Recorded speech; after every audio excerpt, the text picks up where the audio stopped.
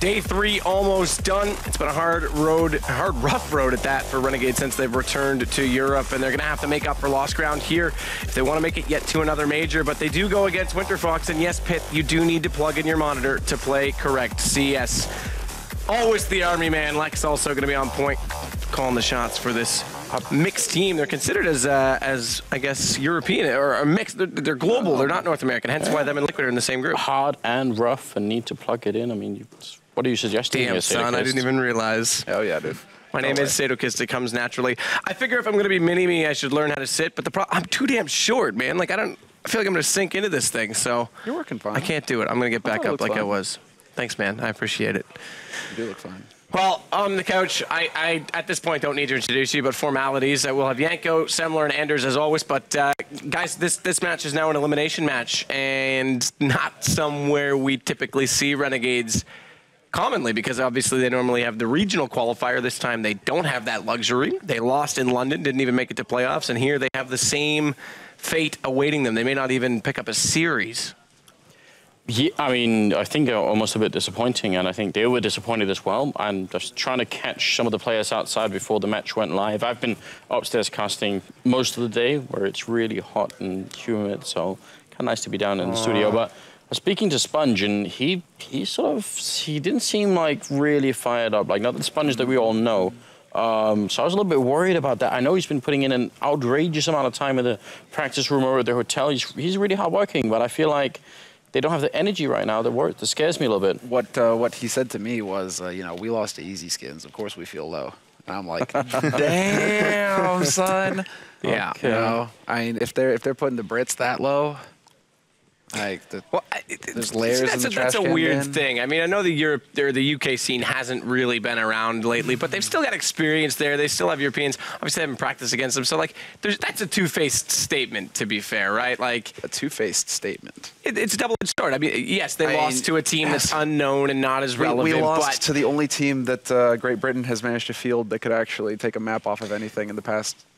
Well, that's the thing, though, right? Like, but Australia was the same boat, so it's like the pot calling the kettle black in some ways until he's proved himself. The thing is that I think that they're coming off of this high right now. The fact that they've been sitting at a reasonable level, Renegades, for some time. They had that Gfinity, of course, where they were able to upset quite a few people. It was just a whole lot more than the Brit scene can say for quite some time now.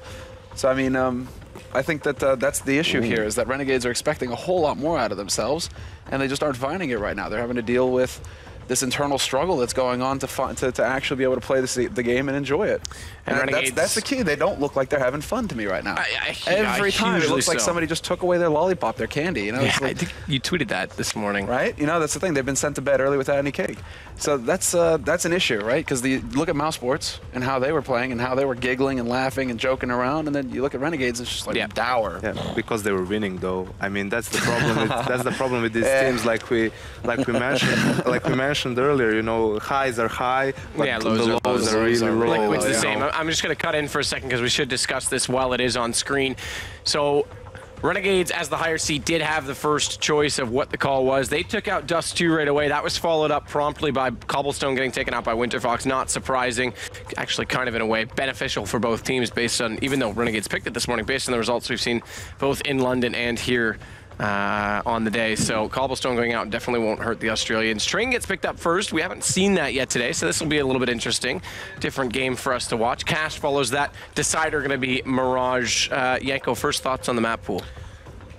Yeah, we can see that that loss to Easy Skins left some really deep wounds on Renegade side since they've been banning Dust 2 since. But I think that actually this is like Train is the map that's gonna decide this best of 3 because of one reason. It's like it's the perfect map for Easy Skins.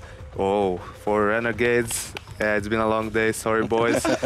For Renegades to get rolling, you know. It's EZ Skins too, by the the way. You know, just to be perfectly clear, it's and you have to remember .com. Yeah. As I was saying, you're really good at interrupting people. I know, you're right. You know, JDM's like felt it on his own skin. I can't argue that one. Real good host right there. Yeah, so it's a map where you can you can get rolling. It's what they need. They need to get hyped up again. You need to hear like Sponge yelling again, you know, because that's like the classic Renegades we all know and love. You actually mentioned this though earlier in the first match of the day, right? You know, they had that "Let's go, boys!" Right? You know, it's time to do it. and they lose the second round. Yeah. It was like crickets. Well, if you guys noticed how like nothing going on. When Renegades had like their initial breakthrough, a lot of it was like, at least people were talking about Cache being one of their strong maps, and it seems like now people are just not really worried about it. They don't mind picking Cache against Renegades anymore. So maybe some of that like initial scares also worn off. People are not afraid to face them on that map. And that's always a little bit difficult when you don't have like a home map that you can count on people trying to avoid. That means you still, that obviously means that just generally a lot of confidence is going to be fading from them.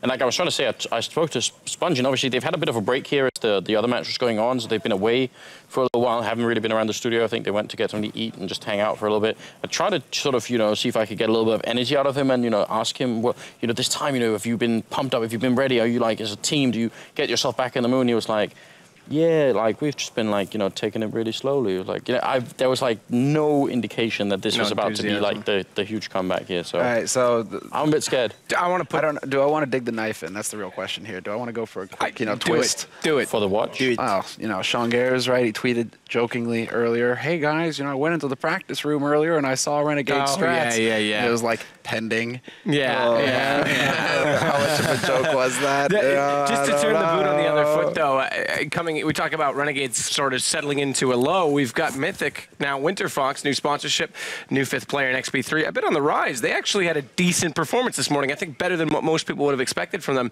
Do we think that could also, the thing contribute is, like, to this? How do you weigh it? Was it like them performing really good, or was it Mouse underperforming? I think that for me personally, I think Winterfox did pretty good, especially on Dust 2. I feel that like Cobble isn't like a good map for them anyway. But it's because Mouse like gave them space to do so. We talked about they're comfortable in their strats, in their executes, and I don't know, the Renegades really do seem like demotivated, how can I say? But if it's a major qualifier, you go home if you lose this. Like, you need to bring it up. You need anyone from the team, to be like, okay, boys, what's happening? We're just gonna give up, or we're gonna go home, or we're gonna play some Counter-Strike, They need some of that Serbian spirit. You got a drink to give them or something? Do you guys have like a national drink? Yeah. What is it? It's rakia. Okay, I was expecting you to say moonshine, but okay. Is it like Palinka? Because that like neighbors Romania, is it similar? It's a much worse version of rakia, what you can Palinka is worse? Yeah. Really? It's in like taste or like in... Oh my God, I got so much hate on me right now. I'm genuinely curious. Just yokes, guys. Just yoking. Just yoking. All national drinks are the same. They're all the best in that particular country. It was a genuine question. I have no idea. That was what genuine answer. I haven't okay, ever, so I couldn't tell. Yeah, I just figured where they border, it might be similar. Because I've definitely had my share of Palinka. I can't necessarily say it's the best national drink I've ever tasted. I think it's best if we don't talk about your experiences in Romania. It is a family show. It's not a family show. We've already gone over this. It's not that type of a show either, man. Come on. Well, let's talk about something a little more appropriate. How about that beard on Havoc as we look at the teams? Anders, like you said, these guys are a little bit down on themselves, but who's going to be the one to step up for them? This is the really worrying part for me, is that I feel it's like Sponge is like the moral leader of this team. Like I want him to be the guy to wake up for it and really make it happen. Yeah, I honestly, I don't know what to do. I feel like I want to go to the hotel. I feel like I want to go to Immunity's room, get that flag with the kangaroo, and just run, in front of them, and then take the koala and everything. Like, guys, please, come on. That look to me actually is like the look of someone who would rather be anywhere else in the world. Like, he's waiting for his plane to go home at this point. I know why. I know why he's so down. I've failed him, boys. Australian fans, I apologize. Really, comes from the heart. I didn't wear the flip-flops that he brought me. Oh, that would make that face appear. That was the tip there. I think he hasn't stopped mentioning it since. I think I really let him down, guys. I mean, look. So on the other side of things, on Winterfox though, I feel like being picked up by a new organization. Initially, I was like, Winterfox what? I had no idea what that organization was. Yeah. They were tweeting earlier. They were exactly. But they were tweeting earlier from the main account that they had some pretty big plans for this team. They had planned to give them more support, help them out a little bit, as far as I could understand. So I think they were going to be feeling much better and really, really good.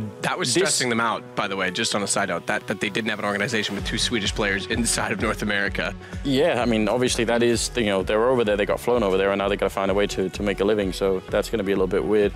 XP3 definitely surprised me earlier today. Really, really solid with the AWP ping. Just looked like he was on point. Pyth had some terrifying deagle rounds that almost led to them, you know, defeating Mousesports on one map at least. Yeah. And that in itself was quite impressive. And I mean, I think Pyth is just generally a really solid player, which is why it made sense in the beginning to even bring him to the NA region. Lex here in the middle. They could bring Palf over next. Palf might be the next. If I'm in charge, definitely. Lex in the middle as the in-game leader here, super chill person, and I think one of the reasons why I expect sort of always like fairly stable performances out of any team when he's on, just because he's like, you know, really good moral leader as well. Like he can do some of the strats, but he's got a lot of experience in XP3 and Devil Walk here as well. Major championship winner, coach of Fnatic previously, now back to playing again.